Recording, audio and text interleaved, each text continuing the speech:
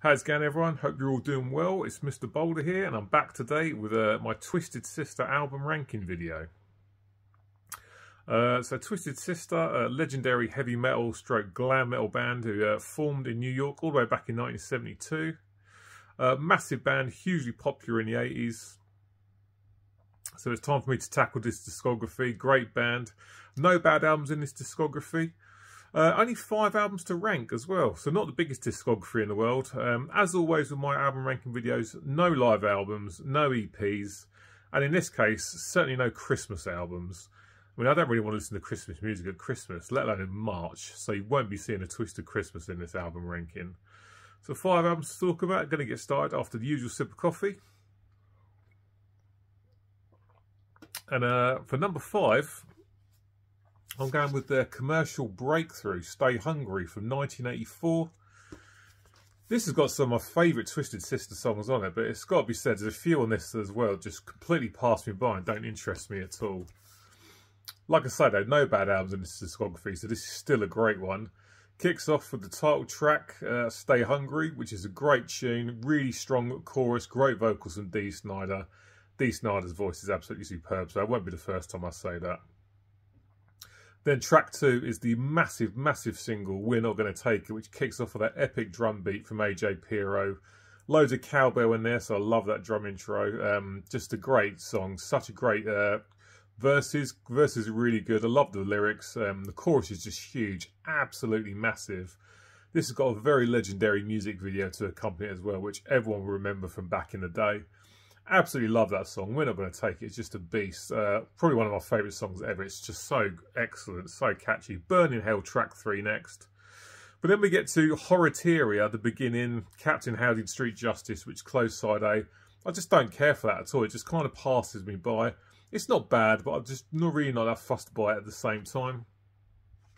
Side B kicks off with I Wanna Rock, which is another huge single, another very iconic music video from back in the day.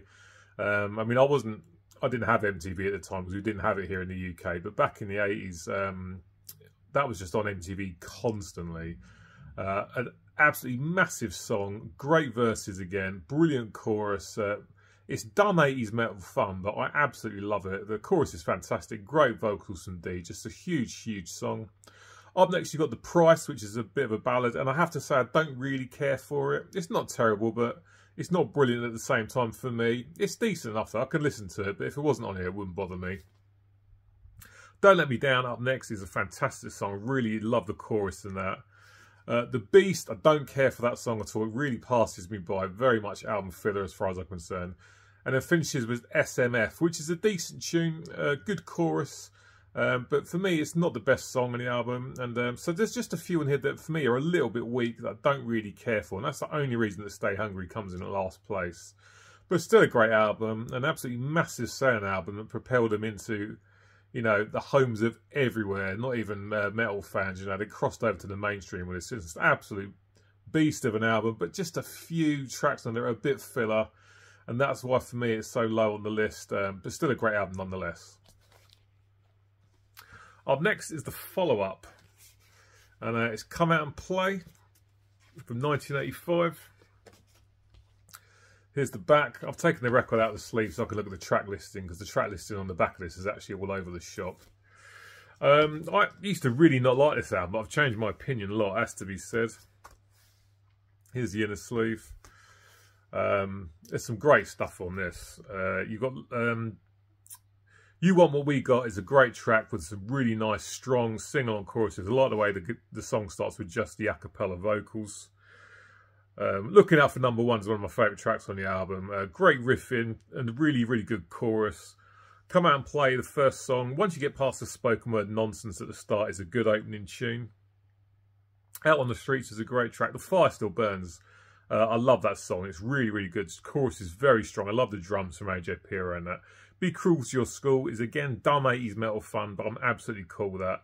That's got Alice Cooper on the vocals, guest vocaling on that, and it's got the piano parts played by Billy Joel. I Believe in You is a good ballad. I'm hit and miss on Twisted Sister's ballads, but I really like that one. Out on the Streets is a great track. Kill Be Killed's brilliant.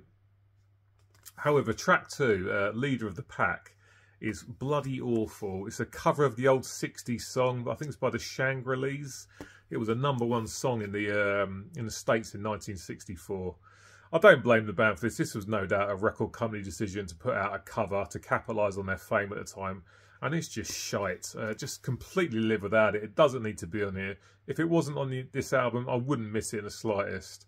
It's just really bad. For me, one of the biggest mistakes in metal. The cover leader of the pack, an absolute waste of time.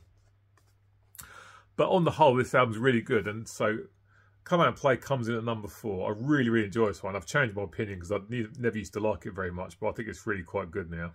So that's Come Out and Play at #4. Coming in at #3 is their debut, and this is Under the Blade from 1982. Fantastic album. The production on this is pretty raw compared to the last couple of albums I've just shown, which are very, very slickly produced. And that's part of its charm, of course. You'll find that a lot of time with bands and albums. Under the Blade's a beast of an album, though. There's great stuff on this. Shoot 'Em Down is one of my favourite songs on the album. Very simplistic riffing. Nice verses. Chorus is fantastic. Dee Snider, as always, sounds great.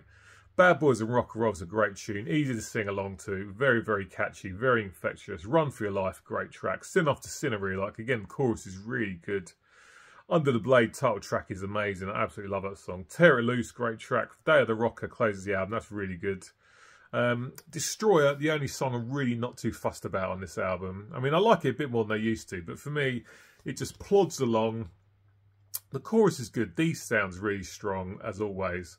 But for me, it's a song that kind of drags its feet a bit, and I don't really care for it. But everything else on here is really, really good. A fantastic debut album. Like I say, quite raw compared to what comes after it. And that's definitely part of its charm and appeal. Under the Blade from 1982, their debut, is a fantastic album. It comes in #3 on my ranking. Excellent, excellent stuff. And a great way to kick off your career.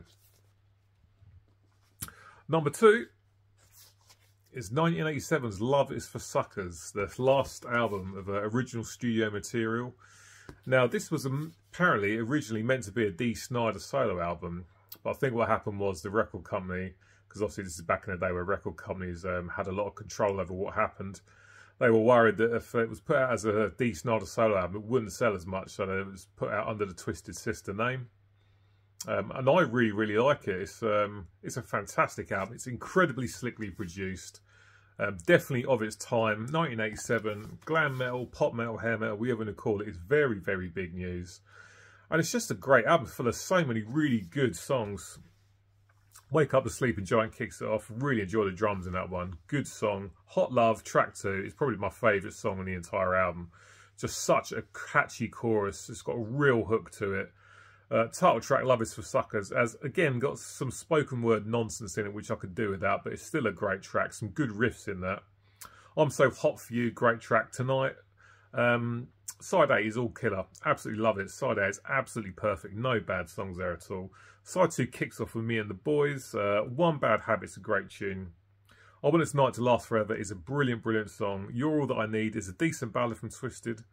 And it's only the last song, Yeah Right, I find is a little bit weak. Don't really care for that massively. But it's still a good song. And I just absolutely love this album. I know a lot of people really don't like it, but obviously I'm not in that camp. I think it's fantastic. You've got Red Beach from Winger and Whitesnake fame, has also played some guitar parts on this as well. But just a fantastic album. Very, very slickly produced pop metal. Their last album of original material.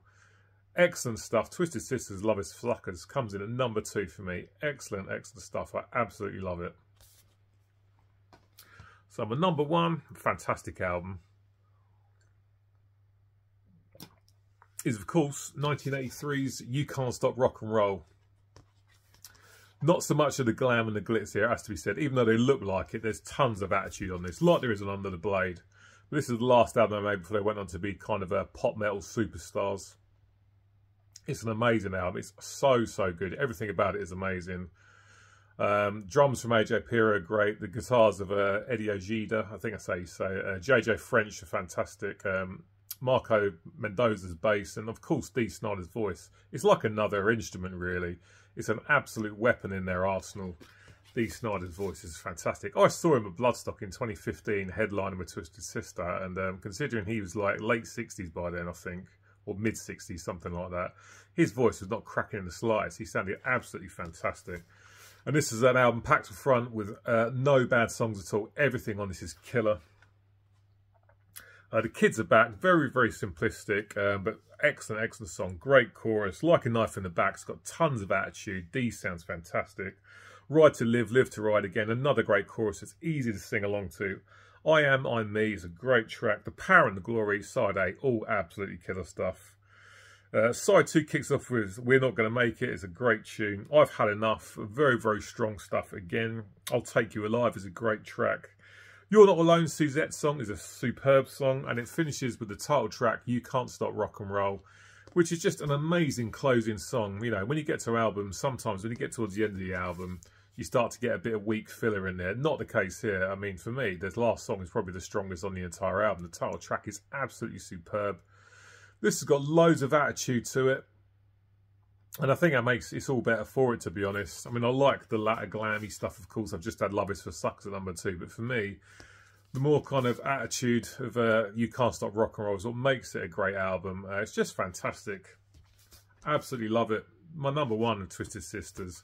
There are no bad albums in this discography. Even #5, Stay Hungry, is really, really good.